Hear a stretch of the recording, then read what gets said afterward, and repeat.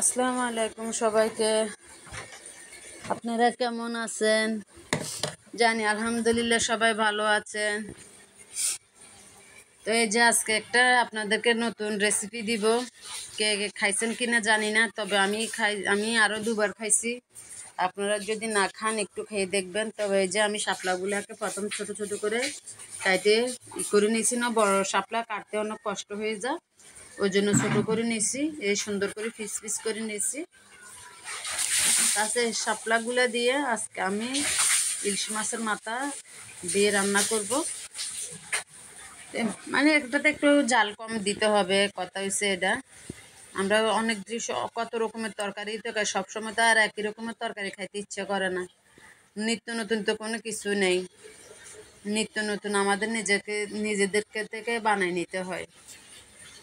রুচি তো কোনো কিছুতেই আসে না, সব কিছুতে ফরমালিন দিয়ে এমন তরকারিগুলোকে এমন নষ্ট করছে, যেভাবেই রান্না করে না কেন তরকারিগুলো খাওয়া যায় না।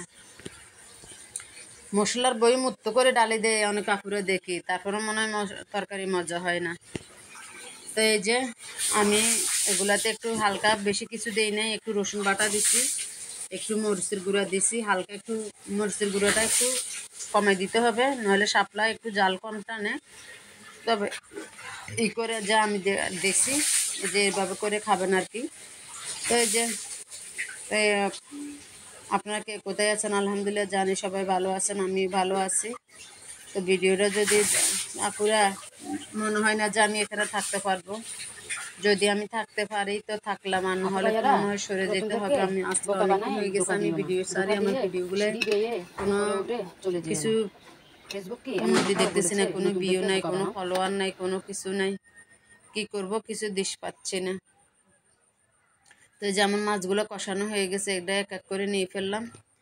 মাছগুলো কষাই রান্না করতেছি, কেননা ইলিশ মাছ ভাজি করলে মজা হয় না। কষানো ইলিশ মাছটা আলিতে এক্সট্রা একটা গ্রান আসে, ভাজি করলে সে গ্রানটা থাকে না। তো ওই জন্য আমি মাছটার কষাই নিয়ে ফেলতেছি। তো আপনারাও যদি খান এভাবে করে মাছটা কষাই সুন্দর করে কষাই রান্না করলেন, দেখবেন যে এটা দিয়ে ভাত খাওয়া হবে। আজকে দুপুরে মাশাআল্লাহ আমি অনেকগুলো ভাত খাইছি। তো আপনাকে যে যদি খাইতে ইচ্ছে করে এভাবে খাবেন আর কি। তবে আজকে কথা বলতে ভালো লাগতেছে না, মন মানসিকতা এমনি ভালো নেই, কেন জানি না আজকে মনটা বেশি খারাপ। তো যদি ভুল কিছু হয়ে থাকে মাফ করে দিবেন। তো এই যে আমার রান্নাগুলো হয়ে গেছে, এখন পরিবেশন করব। মাশাআল্লাহ কালারটা অনেক সুন্দর আসছে। অনেকের দেখে আপনারা রান্না করে কিন্তু কালারটা থাকে না, কিন্তু আমার কালারটা অনেক সুন্দর আসছে। তো যদি ভালো লাগে ভিডিওটা একটু শেয়ার করে দিন। সবাইকে ধন্যবাদ।